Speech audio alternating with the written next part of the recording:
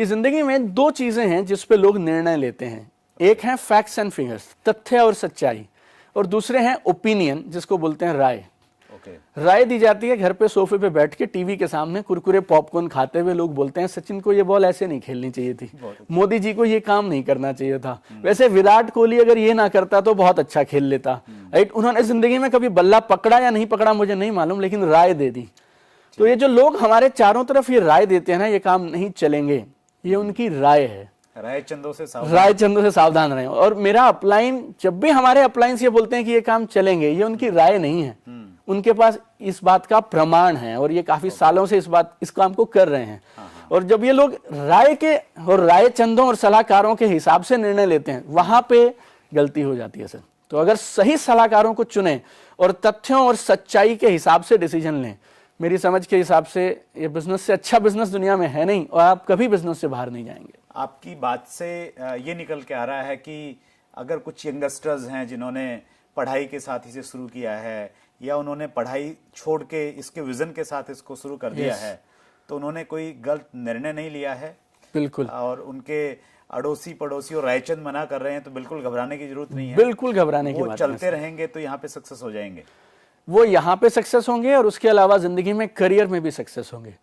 क्योंकि आपने ये बात छेड़ दी तो मैं आपको दो महान लोगों का रेफरेंस देना चाहूंगा इसी बात पे।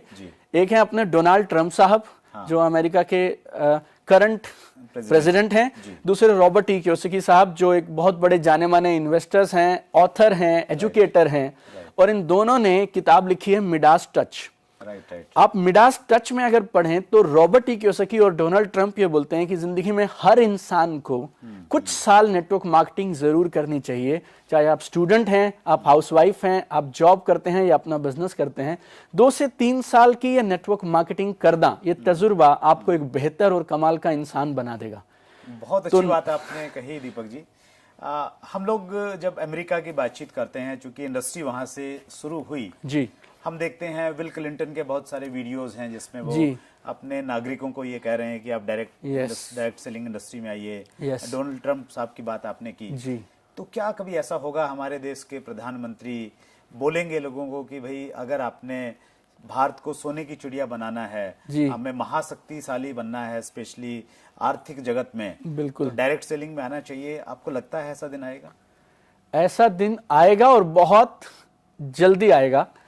इसके प्रमाण ऑलरेडी हमें देखने को मिल रहे हैं। अगर आप फिक्की की वेबसाइट पे जाएं और उनकी रिपोर्ट्स हैं कुछ, अगर आप उन रिपोर्ट्स को स्टडी करें तो उसमें एक रिपोर्ट है डायरेक्ट 2017, या डायरेक्ट 2017 या 16, इन दोनों में से एक रिपोर्ट है जिसमें वो ये बोलते हैं, उस रिपोर्ट का टाइटल ही अपने आप में बहुत प्रेरणा देने वाला है। वो बोलते हैं contribution of direct selling in building India. और वो रिपोर्ट करीब 45 पेज की रिपोर्ट है, और फिक्की अपने आप में करीब 90 साल से पुरानी संस्था है।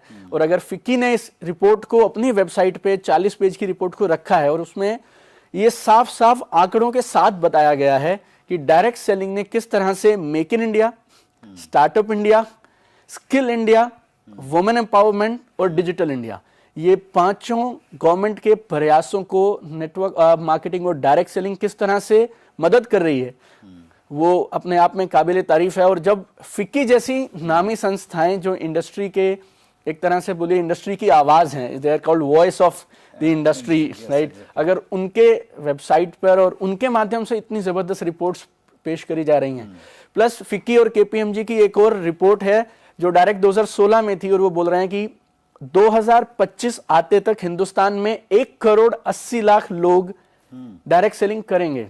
अच्छा, तो 2025 में अगर इतने बड़े अनुमान लगाए जा रहे हैं कि 1,80,00,000 भारतीय ये बिजनेस करेंगे, तो ये तो बात आप मानिए कुछ दिनों में हमें रोज हमारे नेता और हमारे देश के जो लीडर्स हैं वो ये बात बोलते मिलेंगे कि भारत को सोने की चिड़िया बनाने में डायरेक्ट सेलिंग सबसे अहम और महत्वपूर्ण भूमिका जरूर निभाएगी। बहुत खूब दीपक जी। फिक्की से मैं बहुत क्लोजली जुड़ा हूँ। फिक्की ने एक बॉडी बनाई है, FICCI direct selling force. FICCI direct selling force, वो उसमें एसोसिएशंस हैं, इंडस्ट्री के लोग हैं और डिपार्टमेंट के लोगों को वो लोग उसमें आमंत्रित करते हैं। तो मेरा सौभाग्य है कि मुझे भी उसमें जाने का और पार्टिसिपेट करने का मौका मिलता है। और आज जो गाइडलाइन आई हैं और गाइडलाइन के आने के बाद में जो हमारे यहाँ कंज्यूमर प्रोटेक्शन एक्ट है उसमें अमेंडमेंट की बातचीत चल रही है, तो इसमें फिक्की जैसी और दूसरी ऑर्गेनाइजेशंस हैं, IDSA है, FDSA है, तो इनका बहुत बड़ा योगदान है और ये संस्थाएं आपस में काम कर रही हैं।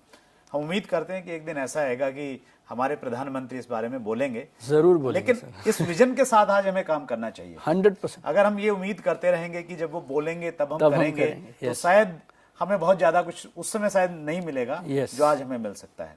बहुत खूब, आपने बहुत सारा समय दिया Deepak ji. My pleasure, my pleasure. Deepak Bajaj एक कामयाब शख्सियत बहुत सारे क्षेत्रों में। दोस्तों, आपको हमारा आज का ये पहला एपिसोड कैसा लगा उसके लिए हमें आपकी राय चाहिए। आप कमेंट बॉक्स में जाके जरूर बताइए।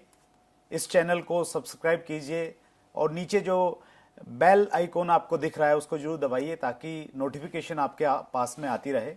और इस कार्यक्रम में आप किन लोगों को सुनना चाहते हैं, किन लोगों से रूबरू होना चाहते हैं, उनके नाम आप जरूर लिखिए नीचे कमेंट बॉक्स में जाके। हम प्रयास करेंगे कि वो लोग जिनको आप सुनना चाहते हैं हम आपसे रूबरू करवाएं। बहुत बहुत धन्यवाद।